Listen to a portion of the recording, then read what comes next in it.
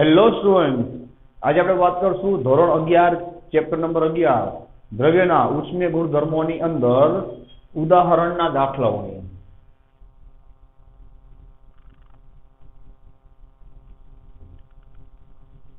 તમને યાદ હોય તો લાસ્ટ વિડિયો લેક્ચરમાં આપણે લોકોએ સળિયાઓ માટે શ્રેણીમાં સમાંતરમાં મૂકવામાં આવે તેની ઉષ્મા વાહકતા કેટલી થાય એની વાત કરી હતી, જે આપણે સ્પેશિયલી જીનિટ માટે એક્સ્ટ્રા વાત કરી હતી, જે તમારી ટેક્સ્ટબુકમાં આપેલું નહીં હોય. બરાબર, તો ત્યાં તમને યાદ હોય તો આપણે 3 કન્સેપ્ટ શીખાતા કે એને સળિયાઓને શ્રેણીમાં મૂકવામાં આવે તો એની સમતુલ્ય ઉષ્મા વાહકતા કેટલી થાય. એમાં આપણે વાત થઈ હતી કે શ્રેણીમાં જ્યારે ઉષ્મા દાખલ થાય તે બે સળિયામાં યાદ રાખજો ઉષ્માનો પ્રવાહ સરખો હોય. આવું આપણે 10માં ભણી ગયા છીએ વિદ્યુત પ્રવાહ માટે. સમાંતરમાં જ્યારે ઉષ્મા દાખલ કરવામાં આવે તો બે સળિયામાં ઉષ્મા પ્રવાહ અલગ હોય એટલે એને સમાંતર કહેવાય. બરાબર છે. ને છેલ્લે આપણે વાત થઈ હતી કે બે સળિયાઓ આ રીતે સંપર્કમાં મૂકેલા હોય તો એની જે સંપર્ક સપાટી છે, બરાબર, એનું તાપમાન છે એ કઈ રીતે ગોતાય. બરાબર છે. ચલો આજે આપણે ઉદાહરણ નંબર 1 ની વાત કરવાની છે. તો ઉદાહરણ છે એની રકમમાં જો બહુ જ મસ્ત અને અહીંથી ઉદાહરણ છે, તમે થોડું હાઇલાઇટ કરી દઉં છું. યાદ કરો, આપણે ઉષ્મા પ્રસરણના 3 કન્સેપ્ટ શીખાતા, 3 પ્રકાર. કયા કયા? રેખીય પ્રસરણ, પૃષ્ઠ પ્રસરણ અને કદ પ્રસરણ. રેખીય પ્રસરણમાં મેં તમને કીધું તો એનો રેખીય પ્રસરણાંક શું થાય? આલ્ફા. પૃષ્ઠ પ્રસરણમાં એનો પૃષ્ઠ પ્રસરણાંક શું થતો હતો? યાદ છે? બીટા, જે આલ્ફા કરતા ડબલ હતો. અને કદ પ્રસરણાંક થતો હતો ગેમા, જે આલ્ફા કરતા 3 ગણો હતો. ગેમા છે એ શું કામ 3 ગણો આવે એની સાબિતી તમારી નોટમાં હશે, ચેક કરી લો. એ આપણે પેલા કરેલું છે કદ પ્રસરણાંક માટે. બરાબર. અને મેં તમને ત્યારે જ કીધું હતું કે જે પૃષ્ઠ પ્રસરણાંક છે એ આલ્ફા કરતા શું કામ ડબલ છે એની સાબિતી આપણે ઉદાહરણ નંબર 1 માં આવશે. તો હવે આપણે ઉદાહરણ નંબર 1 પહોંચી ગયા. તો આપણે સાબિત શું કરવાનું છે સમજાઈ ગયું. જુઓ जी રકમમાં કે તમને રેક્ટેંગલ એટલે કે લંબચોરસ એક તકતી જેવું આપ્યું છે, એક શીટ આપી છે. બરાબર છે. એના માટે તમારે એનો પૃષ્ઠ પ્રસરણાંક એટલે કે બીટા ઈ એના રેખીય પ્રસરણાંક એટલે કે આલ્ફા કરતા ડબલ છે એવું તમારે સાબિત કરવાનું છે. મસ્ત રીતે તમને દોરી નાખું કહું છું, ખાલી તમે ધ્યાન આપજો. બરાબર. સારું, તો ઉદાહરણ નંબર આપણે 1 ની વાત કરી. જો તો એકદમ બેઝિક થી જોતા જાજો આકૃતિને કેમ દોરવી. બરાબર, ડાયરેક્ટ આખી આકૃતિ નથી જોવાની. જો આ જે રેક્ટેંગલ એટલે કે લંબચોરસ શીટ છે ભાઈ, એની પહેલાની પરિસ્થિતિ છે. સાંભળજો, પહેલાની પરિસ્થિતિ મતલબ કે હજી એને આપણે ગરમ કર્યું નથી. તો ધારો કે એની લંબાઈ શું છે ભાઈ? એ છે, અને એની પહોળાઈ છે શું છે? સાંભળો, બી છે. ઓબ્વિયસલી આ બી હોય ભાઈ, તો આ એ શું થાય? બી થાય. લંબચોરસ કોને કહેવાય? એને જ કહેવાય. આ એ છે તો આ શું થાય ભાઈ? એ જ થાય. ચલો હવે તમે જ કહો જોઈ કે આનું ક્ષેત્રફળ કેટલું થાય? આનું મૂળ ક્ષેત્રફળ કેટલું થાય? મૂળ, જેને આપણે ખાલી કહેશું કેપિટલ એ. બોલો જોઈએ, લંબાઈ ગુણ્યા પહોળાઈ. લંબાઈ કેટલી છે? એ. પહોળાઈ કેટલી છે? બી. ત્યાં હું શું લખીશ? કેપિટલ એ બરાબર સ્મોલ એ ગુણ્યા બી. શાંતિથી વિચાર્યો. આ શેની વાત થઈ ભાઈ? ના મૂળ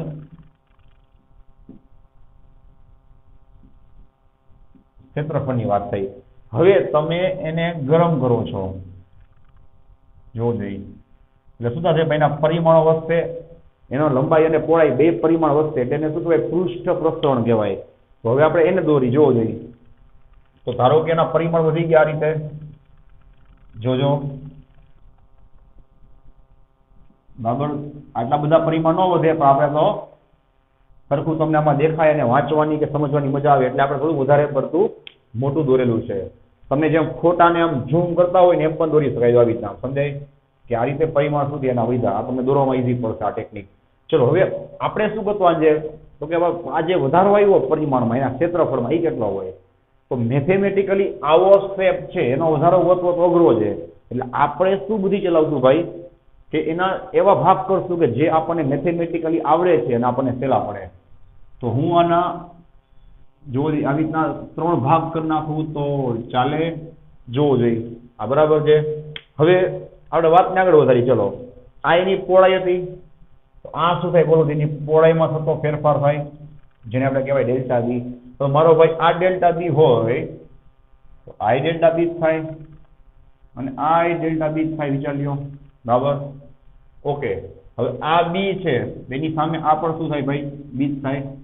આ એ છે તો આ એ છે, એવી રીતે ઉપરની બાજુ યાદ થાય. હવે વાતને આગળ વધારી, ચલો આ એની લંબાઈ એ છે, એમાં થતો આ વધારો છે કોણ? તો કે ધારો કે ડેલ્ટા એ, તો આ એ શું થાય? ડેલ્ટા એસ થાય.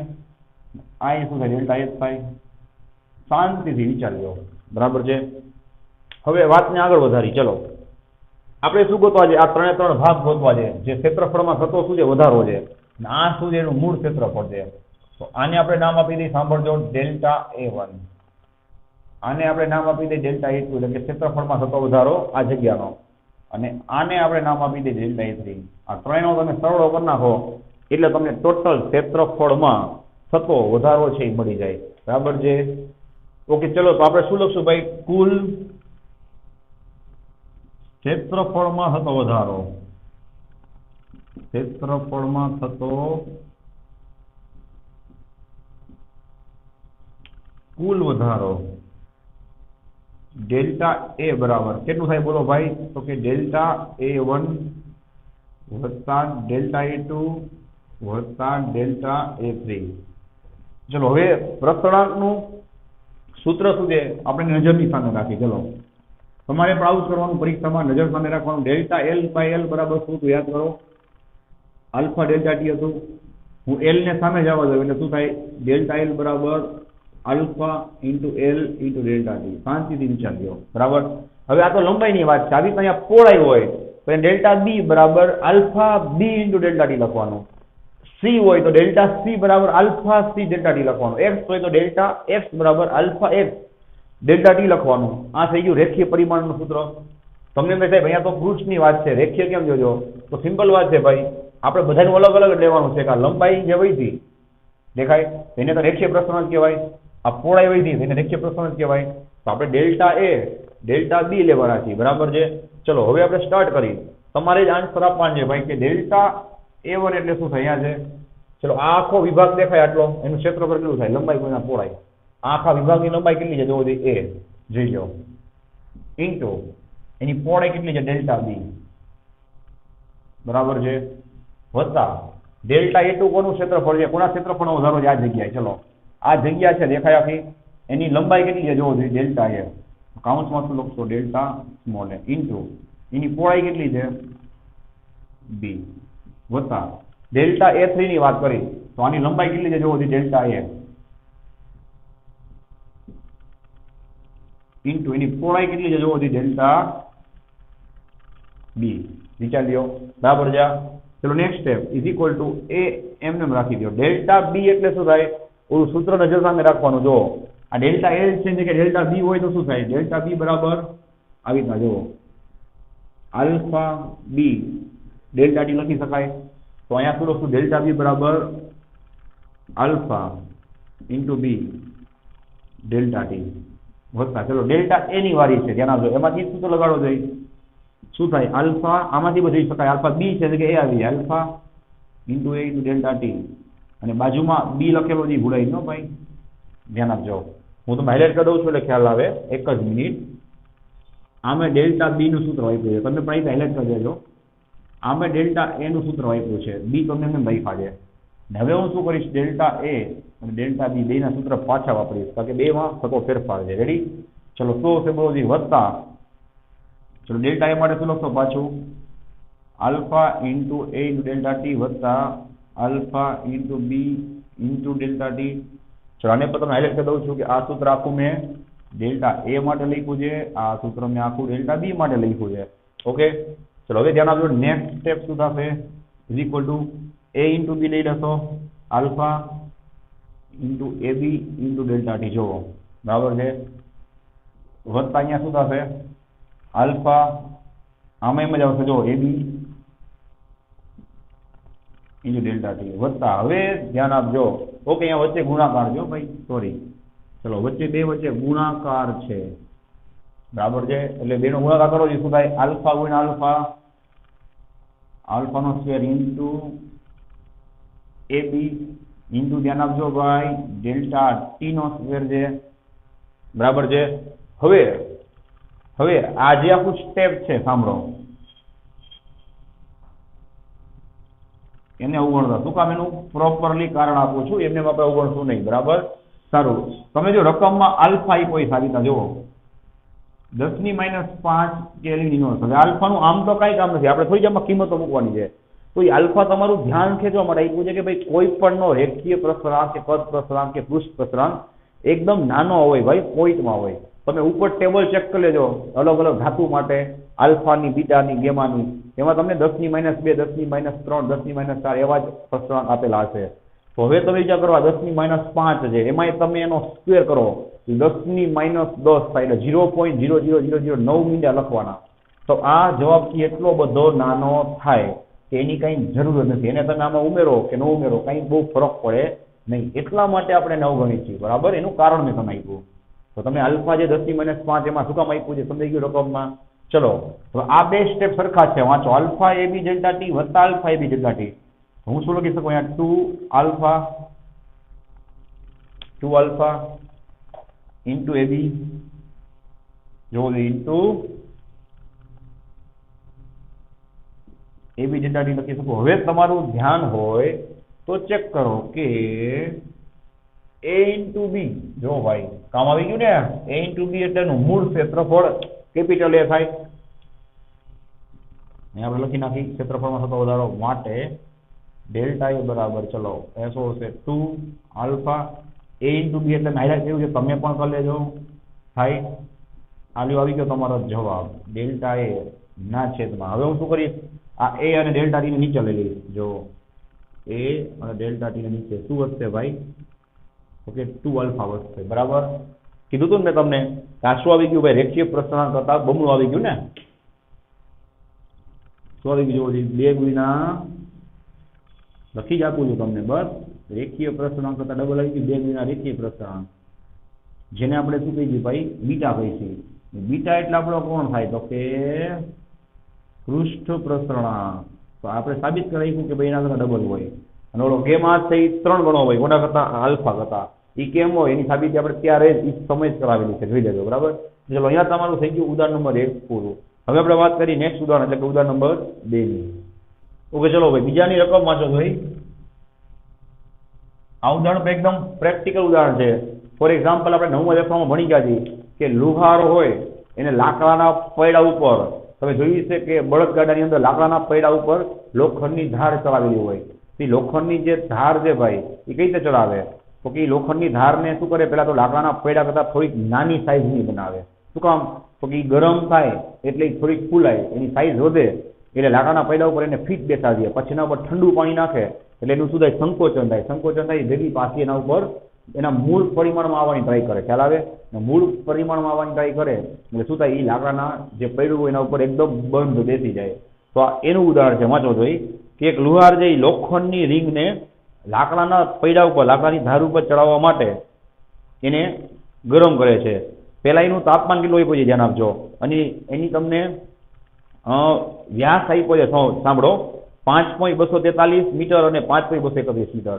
તો હવે ખાસ ધ્યાન રાખજો, અહીંયા તમે એક ભૂલ કરશો એટલે પૂરું. એક વસ્તુ ખાસ ધ્યાન રાખવા જેવી છે, સલાહ સાંભળજો કે તમારે જે નાની લંબાઈ કે નાનું પરિમાણ કે નાનો વ્યાસ છે ભાઈ, એને તમારે D1 કહેવાનો છે. એમાં તમે પેલા મોટાને લીધું તો જવાબ માઇનસમાં આવશે, તેના જો ખોટું પડશે. શું કામ, એનું કારણ પણ તમને આપું જ છું કે આપણે જે લોખંડની રીંગ છે એનો વ્યાસ પેલા મેં શું કીધું, થોડોક પ્રેક્ટિકલી વિચારો, લાકડાના પૈડા કરતા નાનો રાખવો પડે. કેમ, તો કે એને તમે ગરમ કરો પછી ફૂલાય, એના ઉપર બેસાડો પછી ઠંડુ કરો એટલે પાછું એ સંકોચાય, એના મૂળ સ્થિતિમાં આવે તો એના ઉપર બંધ બેસે. તમે બેયની સાઈઝ સેમ રાખો, લાકડાના પૈડાની અને લોખંડની રીંગની, પછી લોખંડની રીંગને ગરમ કરો અને પછી એનું પરિમાણ વધે, બરાબર છે, તેનો કોઈ મતલબ નથી. શું થશે, એના ઉપર બંધ બેસી શકે નહીં. તો લોખંડની રીંગનું પહેલા પરિમાણ કેટલું હોય, 5.231 મીટર. એને ગરમ કર્યા પછી એનું પરિમાણ શું થવું જોઈએ, D2 થવું જોઈએ. કેટલું, તો કે 5.243 મીટર જેટલું. ખ્યાલ આવે છે ભાઈ. તો જ્યારે મેં તમને થિયરી ભણાવી ત્યારે બધી વસ્તુની ચોખવટ કરેલી હતી, તમને હવે કામ આવશે કે મૂળ પરિમાણ હોય, મૂળ પરિમાણ એને તમારે D1 કહેવાનું, અને ગરમ કર્યા પછીનું પરિમાણ છે એને તમારે D2 કહેવાનું. રેડી છે, ચલો આ બેયનું તમને મૂળ તાપમાન આપ્યું છે T1 બરાબર 27 ડિગ્રી સેલ્સિયસ, એટલે કેલ્વિનમાં કેટલા થાય, આપણે 27 ગુણ્યા 273 એટલે 300 કેલ્વિન થાય. ખ્યાલ આવે છે? ચલો તમારે શું ગોતવાનું છે ભાઈ કે એને ક્યાં સુધી ગરમ કરવામાં આવે કે જેથી એના ઉપર ફીટ બેસી જાય. મતલબ કે તમારે અંતિમ તાપમાન ગોતવાનું છે અને તમે એનો રેખીય પ્રસરણાંક આપેલો છે આલ્ફા વાંચો જોઈ 1.2 એને ગુણ્યા 10⁻5 કેલ્વિન ઇન્વર્સ. મેં તમને કીધું હતું કે નહીં ભાઈ કે પ્રસરણાંક છે બહુ નાનો હોય. જો અહીંયા પર 10⁻5 આવ્યો. ચલો આનું કઈ કામ નથી એને જવા દઈ. ઓકે કયું સૂત્ર લગાડશો ભાઈ? આપણું જરૂર જાણીતું સૂત્ર તાપમાન આધારિત એના રેખીય પ્રસરણાંકનું સૂત્ર શું થશે બોલો જોઈ? જેમ L લખતા એમ તમારે D લખવાનું. સમજાય? Delta D by D. મેં કીધું તું છેદમાં હંમેશા શું આવે? મૂળ પરિમાણ આવે. આ બધી પેલા કામ આવી ગઈ. Is equal to alpha delta T. Okay delta D એટલે શું થાય ભાઈ? અંતિમ માઇનસ પ્રારંભિક થાય ના છેદમાં D1 is equal to alpha. ચલો ડેલ્ટા ટી એટલે શું થાય? T2 માઇનસ T1 થાય જેમાંથી T2 તમારે ગોતવાના છે. માટે D2 કેટલા થાય જોવો જોઈએ? મોટા પરિમાણ 5.243 છે ને ભાઈ જોવો જોઈએ. હા 34 લખી નાખ્યા બરાબર. સારું 100 અહીંયા જોવો જોઈએ 5.243 માઇનસ કેટલા આવશે? 5.231 ના છેદમાં મૂળ પરિમાણ 5.231 આલ્ફા કેટલો થાય જોવો જોઈએ? 1.2 T2 કેટલા છે તમારે ગોતવાના છે માઇનસ T1 કેટલા છે જોવો જોઈએ? 300 કેલ્વિન માટે. ચલો તમે શું કરશો? નેક્સ્ટ સ્ટેપ જોવો જોઈએ. આ બાદબાકી કરી નાખશો પહેલા તો. સાંભળો 5.243 માઇનસ 5.231 ભાગ્યા 5.231. હું ડાયરેક્ટ મીંડા ખેંચીને બોલું છું ધ્યાન આપજો. 2.29 ગુણ્યા 10⁻3. તમે 3 મીંડા ખેંચશો સાંભળો એટલે તમને 2.29 મળશે અને 3 મીંડા ખેંચશો એટલે કેટલા આવશે? 10⁻3. રેડી છે? ઇઝ ઇક્વલ ટુ શું છે વાંચો જોઈએ? 1.2 એને ગુણ્યા 10⁻5 કાઉન્સમાં T2 માઇનસ 300 બરાબર. ચલો નેક્સ્ટ સ્ટેપ શું આવશે ભાઈ? 2.29 એને ગુણ્યા 10⁻3 ભાગ્યા શું આવશે? 1.2 10⁻5 is equal to T2 minus 300. Ready? ચલો ભાઈ આજે જવાબ આવ્યો 2.29 એના ભાગ્યા તમે કરશો 1.2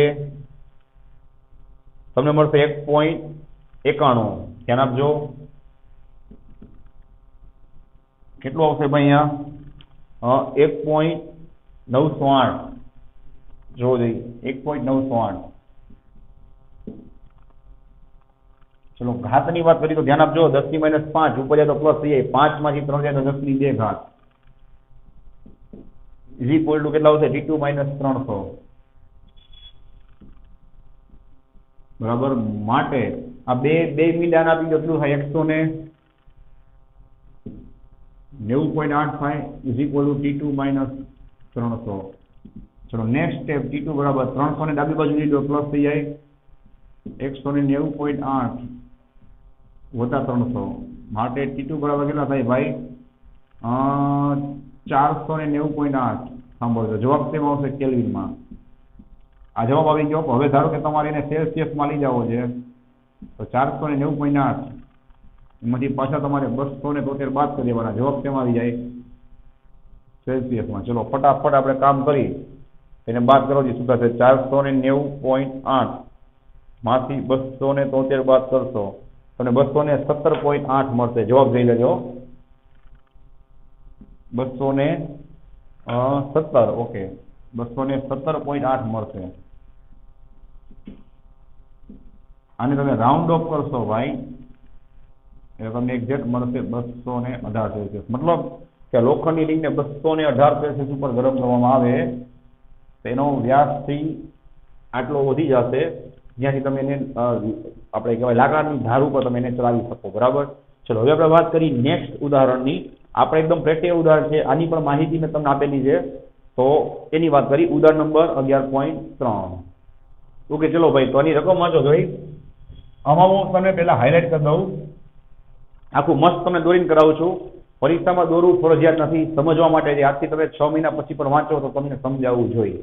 ચલો, તો આ સમ શેનો જે તમને યાદ કરાવું, આપણે કેલરી મીટર ભણ્યા હતા, મેં તમને લાઈવ પર ત્યારે બતાવ્યું હતું, એટલે ફોટામાં તમે તમને કીધું હતું કે તમે ગૂગલમાં પણ સર્ચ કરી લેજો કે લાઈવ કેવું હોય, ન જોયું હોય તો, બરાબર, કે એક લાકડાનું બોક્સ હોય, એની અંદર કોપરનું એક બીકર જેવું પાત્ર હોય, કન્ટેનર જેને કહેવાય ઇંગ્લિશમાં કન્ટેનર, પાત્ર, એ પાત્રમાં પાણી ભરેલું હોય, પછી તમારે જેની વિશિષ્ટ ઉષ્મા ગોતવી છે એનો તમારે ગોળો બનાવવાનો. એ ગોળાને તમારે પહેલા તો એક ગરમ પાણીમાં થોડીક વાર રાખવાનો. ગરમ પાણીમાં રાખો એટલે 100 ડિગ્રી જેવું તાપમાન એનું થઈ જાય થોડાક ટાઈમ પછી, કારણ કે ગરમ પાણી, ઉકળતું પાણી હોય એનું તાપમાન 100 જ હોય. પછી ગોળાને કાઢીને ફટાફટ ઓલા કેલરી મીટરના જે પાણી હતું એમાં નાખી દેવાનો. એટલે થાય શું કે એ જે ગોળો છે એ પોતાની જેટલી ઉષ્મા ગુમાવે એટલી ઉષ્મા એ પાત્રમાં રહેલું પાણી, અને પાત્ર પણ લેક ન લે, કારણ કે પાત્ર પાછું કોપરનું છે, કોપર તો ફટાફટ શું થશે, ગરમ થઈ જશે, તો કોપર અને એમાં રહેલું પાણી એ શું કરશે, ઉષ્માને લેશે. અને આપણે આખું પાત્ર શું રાખ્યું છે, લાકડાની આજુબાજુ આવરણવાળું, એટલે કે અલગ કરેલું તંત્ર, કે જેનાથી ઉષ્મા જેનો ક્યાંય બગાડ કે વ્યય ન થાય. યાદ આવે ભાઈ? અને પછી થર્મોમીટરથી તમારે એનું તાપમાન માપી લેવાનું, અને જેની મદદથી તમે જે ગોળો હતો એના ધાતુની, એના મટીરિયલની વિશિષ્ટ ઉષ્મા ગોતી શકો છો.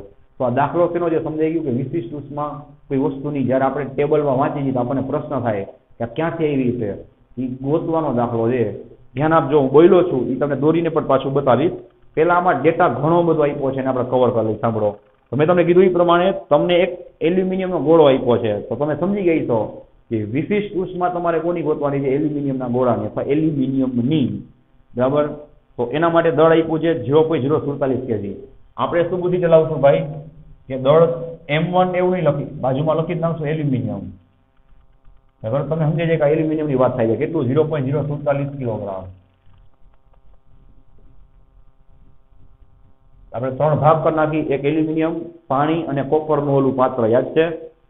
સારું, એને તમારી ગોળાને પહેલા તો તમારે એકદમ ઉકળતા પાણીમાં રાખવાનો છે. ઉકળતા પાણીમાં રાખો એટલે ચોખ્ખું લખ્યું છે કે એનું તાપમાન જે સુધી હશે 100 ડિગ્રી. તો અહીંયા હું T1 T2 એવું નહીં લખું ભાઈ, શું લખીશ? ટેમ્પરેચર ઓફ એલ્યુમિનિયમ કેટલું થઈ જશે ભાઈ? 100 ડિગ્રી. જોજો, બરાબર. ધેન એના પછી તમારે શું કરવાનું છે ભાઈ, એક કોપરના પાત્રમાં નાખવાનું છે. તો કોપરનું પાત્ર છે એનું દળ આપ્યું છે, વાંચજો. હું ક્લિયર લખું છું કે માસ ઓફ કોપર કેટલું છે? 0.14 કિલોગ્રામ. ઓકે, અને તમને બીજું દળ આપ્યું છે ભાઈ પાણીનું, માસ ઓફ, ઓકે, પાણીના દળને આપણે બાજુમાં લખશું. આની અંદર આપણે બધી કોપરની વાત કરી લઈએ, બરાબર. ચલો જોતા જાજો. હા, પાણીના દળને આપણે ક્યાં બતાવી? ચલો ભાઈ બાજુમાં. ચલો, માસ ઓફ વોટર કેટલું પછી વાંચો જોઈએ? 0.25 કિલોગ્રામ. સારું, ચાલો આગળ વાંચો જોઈએ. હવે એને તમે ગોળાની અંદર નાખશો એટલે આખી સિસ્ટમનું તાપમાન, ઓકે, પેલા તો આ બેના તાપમાન કેટલા છે ભાઈ? સાંભળો, 20 ડિગ્રી સેલ્સિયસ છે. કેટલા? વાંચો, પાણી અને કોપરનું. કોપરમાં પાણી રહેલું હોય તો પાણીનું તાપમાન 20 હોય, તો કોપરનું તાપમાન 20 જ હોય. થોડીક બધી ચલાવજો, કારણ કે બેનું તાપમાન સરખું ન હોય તો પછી બે એવું કરે, ઉષ્માનું વહન કરવા માટે. સમજાય? ચલો, અહીંયા આપણે શું લખશું? ટેમ્પરેચર ઓફ કોપર શરૂઆતમાં કેટલું છે ભાઈ? 20. અને એમાં રહેલા પાણીનું પણ ટેમ્પરેચર કેટલું છે ભાઈ? 20 ડિગ્રી. ઓબ્વિયસ વાત છે, આ ગોળાને તમે પકડી આની અંદર નાખશો એટલે આનું તાપમાન ઘટે અને આ બેનું તાપમાન શું થાય? વધે. તો એ ત્રણેયનું તમને તાપમાન આપ્યું છે, વાંચો. શું કામ ત્રણેયનું તાપમાન એક સરખું હોય? તો આપણે કેટલી બધી વાર ભણી ગયા છીએ, કેટલી બધી વાર સમજ્યું કે ભાઈ જ્યાં સુધી તાપમાન સરખું ન થાય ત્યાં સુધી ઉષ્માનો વિનિમય થયા જ કરે. તો તાપમાન ત્રણેયનું કેટલું થઈ ગયું? વાંચો તો 23 ડિગ્રી ઉપર આખી સિસ્ટમ સંતુલન સ્થિતિમાં આવી ગઈ. બધાનું તાપમાન 23 થઈ ગયું. જો અહીંયા હું શું લખીશ? અંતિમ તાપમાન 23. સાંભળજો, અહીંયા હું શું લખીશ? બોલો, અંતિમ તાપમાન 23. અને અહીંયા હું શું લખીશ? કે અંતિમ તાપમાન 23 ડિગ્રી. બરાબર છે? ચલો હજી આગળ વાતને વધારી. હવે તમારે ગોતવાનું શું છે ભાઈ? મેં તમને કીધું એ પ્રમાણે એલ્યુમિનિયમની વિશિષ્ટ ઉષ્મા, જેને આપણે શું સિમ્બોલ આપી છે? F ગોતવાનું છે. હવે ધ્યાન રાખજો ભાઈ, આપણા આ રકમમાં શું પ્રોબ્લેમ છે તમારી ટેક્સ્ટબુકમાં કે એ લોકોએ, ચલો એલ્યુમિનિયમ તો તમારે ગોતવાનું છે, નો ડાઉટ, હાલો. પણ કોપર અને પાણી એની વિશિષ્ટમાં એને આપવી પડે, એ આપી નથી, એમાં ભૂલ છે. એટલે હું તમને લખી આપું છું, એ ઉષ્મા તમારી યાદ રાખવાની હોતી નથી. ધ્યાન રાખજો, પાણીની વિશિષ્ટ ઉષ્મા એ તમને ટેબલમાંથી પણ મળી જશે. જો ટેબલ હશે એમાં 4.18 × 10⁻³ વાંચો 10⁻³ આપી છે તમને જૂલ પ્રતિ કિલોગ્રામ પ્રતિ કેલ્વિન, અને તમને કોપર છે એની વિશિષ્ટ ઉષ્મા આપી છે, વાંચો જોઈ 0.386 into 10⁻³ જૂલ પર કેજી પર કેલ્વિન.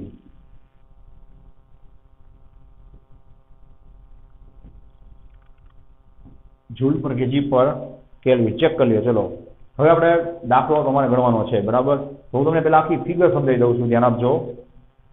રેડી છે કે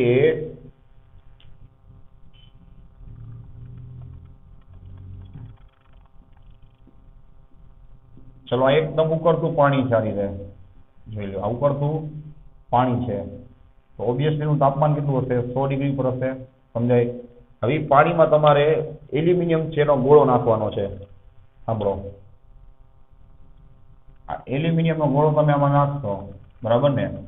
જો જોઈ આમાં એલ્યુમિનિયમ તમે ગોળો નાખશો આ રીતે, બરાબર, એટલે શું થશે? એનું તાપમાન પણ બોલો ભાઈ, એનું તાપમાન પર ક્યાં પહોંચી જશે? ધીમે ધીમે 100 ડિગ્રી પર પહોંચી જાય. વાંચી લો, ટી ઓફ એલ્યુમિનિયમ 100 ડિગ્રી શું લખ્યું? સમજાઈ ગયું? હવે નેક્સ્ટ પરિસ્થિતિ, ચલો હવે નેક્સ્ટ પરિસ્થિતિ આપણે કેલરીમીટરની વાત કરી. કેલરીમીટર એટલે આ રીતે લાકડાનું એક પાત્ર, એમાં અંદર શું હોય ભાઈ? કોપરનું એક પાત્ર હોય. સાંભળજો,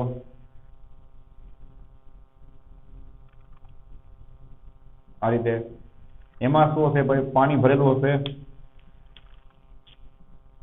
ધ્યાન આપજો આ રીતે. હવે જો તમને કેવું સમજવામાં ઈઝી પડે છે. ચલો આ પાણી હશે.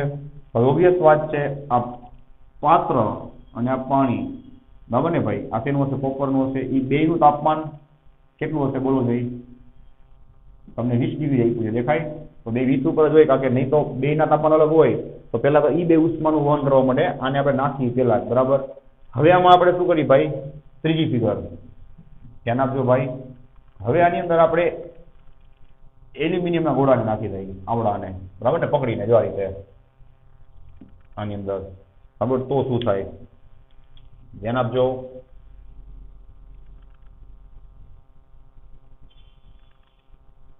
રેડી? એની અંદર રહેલું પાણી, ચલો એમાં આપણે એલ્યુમિનિયમના ગોળાને નાખી દેશું, ઉકળતા ગોળાને. તો બે શું કરશે? ઉષ્માનું વહન કરશે. આ એલ્યુમિનિયમ, આ કોપર અને આ પાણી, બરાબર. અને છેલ્લે બધાયનું તાપમાન કેટલું થઈ જશે? સાંભળો, બધાયનું તાપમાન, આ પાણી, આખી સિસ્ટમનું તાપમાન એક સમય શું થશે? બોલો જોઈ. ફિક્સ થઈ જશે. અને કેટલું આપ્યું છે? વાંચો 23 ડિગ્રી. જોઈ લ્યો, આ થઈ ગઈ આખી તમારી રકમ. હવે આને આપણે શું કીધું છે? ટેમ્પરેચર ઓફ વોટર અને ટેમ્પરેચર ઓફ કોપર. અને આ સુધી જાય આખી સિસ્ટમનું તાપમાન, જેને આપણે કીધું છે T2. ખ્યાલ આવે? આ થઈ ગઈ તમારી આખી લાઈવ ફિગર. અને આમાં શું હોય? થર્મોમીટર નાખેલું હોય. ચલો હવે શું કન્સેપ્ટ લાગુ પડશે? તમને બધાને આવડે જ છે કે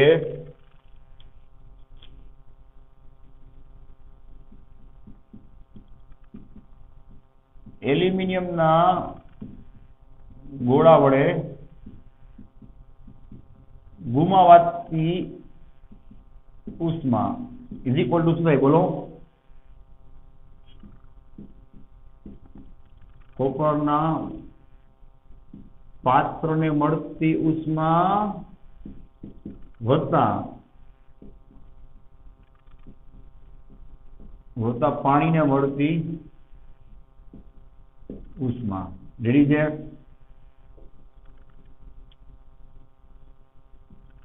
બરાબર. ચલો ભાઈ, બધાયમાં એક ને એક સૂત્ર આવશે. કયું? ધ્યાન આપજો. MS ડેલ્ટા ટી આપણે કીધેલું જ છે. MS ડેલ્ટા ટી, જો આમ ટેકનિકથી ચાલવાનું, ઇઝ ઇક્વલ ટુ ઓલા બે લેશે ના એક ગુમાવશે. MS ડેલ્ટા ટી વત્તા MS ડેલ્ટા ટી. પછી શું કરવાનું ભાઈ? નીચે સિમ્બોલ આપી દેવાના. આ કોના માટેની વાત ચાલે છે? તો કે aluminium, aluminium, aluminium, copper, copper, copper ને વોટર, વોટર, વોટર. હવે તમને ના આવડે એવું બને જ નહીં, બરાબર છે? જોવો જોઈએ. ચલો હવે ખાલી કિંમત તો આપણે મૂકવાની છે, બરાબર. ચલો એલ્યુમિનિયમનું દળ કેટલું છે વાંચો. એલ્યુમિનિયમનું દળ કેટલું છે? 0.047. ઓકે, એલ્યુમિનિયમની આપણે વિકિસ ઉષ્મા ગોતવાની છે. હવે જણાવજો ડેલ્ટા ટી એલ્યુમિનિયમ માટે કેટલું થાય? અંતિમ તાપમાન એનું 23 છે, પ્રારંભિક 100. આપણે મોટામાંથી નાનું બાદ કરવાનું. શું આવશે બોલો જઈ? ઇન્ટુ 100 માઇનસ 23 ઇઝ ઇક્વલ, વિચાર લેજો, 100 માઇનસ 23 બધું સામે જ છે, આમાં પણ તમને દેખાય છે બરાબર. ઇઝ ઇક્વલ, ચલો માસ ઓફ કોપર, કોપરનું માસ કેટલું છે ભાઈ? 0.14.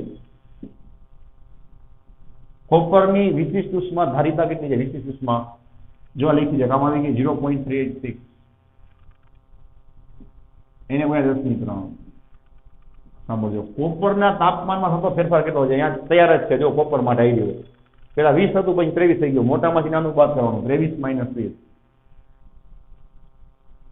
રેડી છે. વત્તા હવે હજી વાત બાકી જો પાણીની. ચલો પાણી માટે કેટલું છે દળ? 0.25. ચલો પાણીની વિશિષ્ટ ઉષ્મા કેટલી છે ઉપર વાંચો? 4.18.